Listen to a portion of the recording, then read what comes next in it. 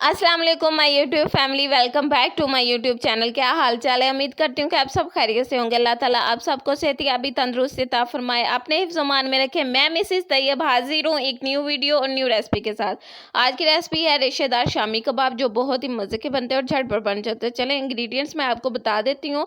इधर पहले आप नोट कर लें, ये साइड पर मैंने लिखे हुए हैं। जिनको नहीं समझ लगती है वो स्क्रीनशॉट ले सकते हैं।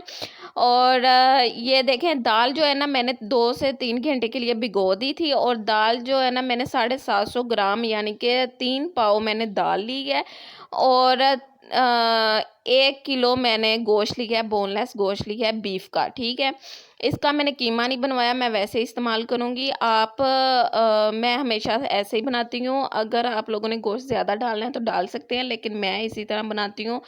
तकरीबन मैं 1 पाव ज़्यादा गोश्त रखती हूँ, दाल जितनी भी हो उससे 1 पाव गोश्त ज़्यादा रखती हूँ, ठीक है। इधर लहसुन जो है ना वो मैंने 1 गंढा लिया था। और अदरक की पेस्ट मैंने ली थी 1 टेबल स्पून। और प्याज जो था ना वो मैंने 2 मीडियम साइज़ के प्याज लिए थे और उनको रफ सा मैंने काट लिया। और इसको मैंने प्रेशर में रखा है। प्रेशर में डाल के मैं इसमें 1 टेबलस्पून भर के मैं इसमें नमक डाल दूँगी और 2 लीटर इसमें मैं पानी डालूँगी। ये मग्गा पूरा 1 लीटर का है, इसलिए मैं बता रही हूँ कि मैं 2 लीटर पानी डाल रही हूँ। और इसे मैं अब बंद करके रख दूँगी तकरीबन 1 घंटे के लिए, 45 मिनट के लिए, सॉरी 45 मिनट के लिए मैंने बंद करके रख दिया था। और 45 मिनट के बाद अब हम खोलेंगे। देखें जी, ये अब हम खोलते हैं। ये जी चुटकी बजाते ही सॉरी हमारे 45 मिनट गुजर गए। पानी इसमें है और उतना ही पानी हमें चाहिए था। अब उसी पानी में मैं दाल डाल के इसे बंद करके फिर से रख दूंगी। और 10 मिनट बाद मैंने पूरे खोला था और दाल बिल्कुल गल गई थी और पानी भी ख़त्म हो गया था। इसमें से अब मैंने ये टेक्निक की है क्योंकि मुझे रेशेदार चाहिए और मशीन में जो है ना वो इतने रेशेदार नहीं बनते। इसमें से गोश्त जो था ना वो मैंने अलग कर लिया और जो दाल थी ना उसे मैं अलग, क्योंकि मेरी इतनी हिम्मत नहीं है कि मैं चट्टू वट्टे में सारा कूट सकूं। अब ये दाल जो है ना ये मैं मशीन में ग्राइंड करूँगी। इसमें थोड़ी सी मैंने हरी मिर्च डाल दी है क्योंकि वो भी इसमें अच्छे तरीके से मिक्स हो जाए। और ये देखिए दाल बिल्कुल हो गई है। और जो गोश्त था ना उसको अलग मैं कूंडी वट्टे में ना मैं कूट के लेकर आई हूँ, क्योंकि मुझे रेशेदार चाहिए थे और रेशेदार जो है ना वो उसी में ही ज़्यादा अच्छे बनते हैं। और अब ये देखें कि इधर जो चीज़ें मैं डालूँगी, इधर मैंने खुश्क धनिया लिया 2 टेबल स्पून, डेढ़ half and 1 and half table spoon मैंने सुरख मिर्च कुटी हुई ली है। ज़ीरा 2 टेबल स्पून लिया है और 1 टेबल स्पून मैंने भर के नमक का लिया, ठीक है। अब इन चीज़ों को मैं इसमें डाल दूँगी। कुटी हुई मैंने मिर्ची इस्तेमाल की है। मैंने साबुत मिर्च नहीं वो पिसी हुई नहीं इस्तेमाल की है और कहीं भी नहीं इस्तेमाल की है। वो ही बस यही मिर्ची मैं डालूँगी। और ये प्याज मैं जो है ना मीडियम साइज़ के 2 प्याज जो है वो ऑमलेट के लिए जिस तरह के पतले बारीक बारीक काटते हैं ना उस तरह के मैंने काटे थे। और हरा धनिया मैंने डाला है, तकरीबन 1 पूरी गड्डी डाल दी थी। और अब इसमें मैं हरी मिर्च दोबारा से डालूँगी जो बहुत ही बारीक कटी हुई हैं।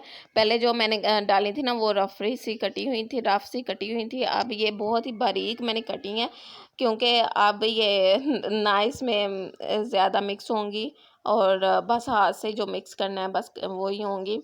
अब ये देखें कि इसको मैं अच्छे तरीके से हाथ की मदद से मिक्स कर लूँगी। और ये मुझे काली मिर्च भूल गई थी, अब ये भी डालना है। हाफ़ टेबल स्पून मैंने काली मिर्च डाली है और 1 अंडा डाला है। अगर आपका मटेरियल जो है ना वो थोड़ा-सा नरम है तो सख़्त है सॉरी, तो आप अंडा डाल के उसे नरम कर सकते, 2 अंडे डाल सकते हैं। लेकिन मेरा इतना सख़्त नहीं था इसलिए मैंने 1 ही अंडा डाला है। और अंडे डालने की वजह से आप इसे दोबारा जब फ्राई करेंगे ना तब अंडा ना भी इस्तेमाल करें इसकी कोटिंग के लिए, तो ये बड़े अच्छे तरीके से फ्राई हो जाते हैं। इसकी ये बेनिफिट होता है, ठीक है। अब ये देखें कि मैंने अच्छे तरीके से आपने इसको मसल के बिल्कुल यकजां कर लेना है।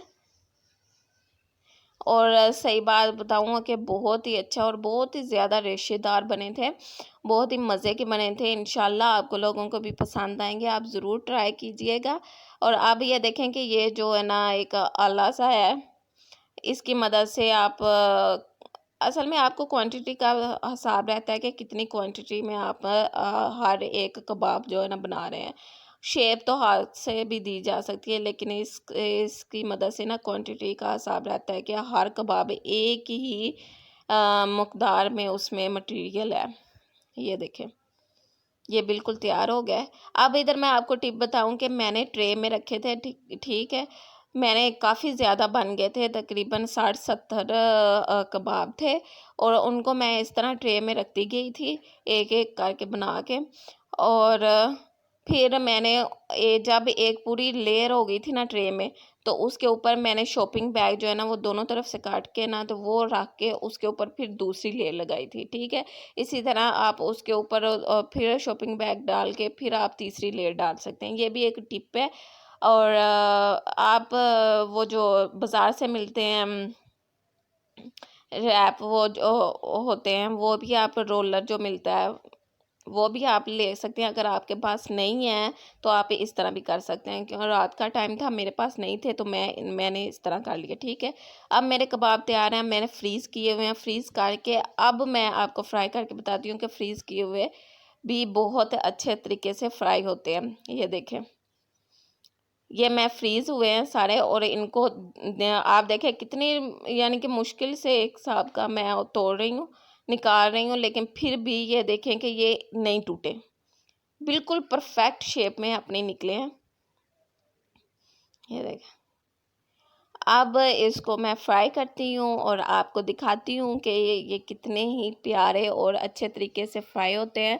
आपने वो दूसरे जो उसी वक्त फ्राई करते हैं वो तो देखे होंगे, लेकिन ये जो फ्रीज़ हुए फ्राई करके मैं आपको दिखाऊंगी ना, ये अलग ही एक चीज़ होगी।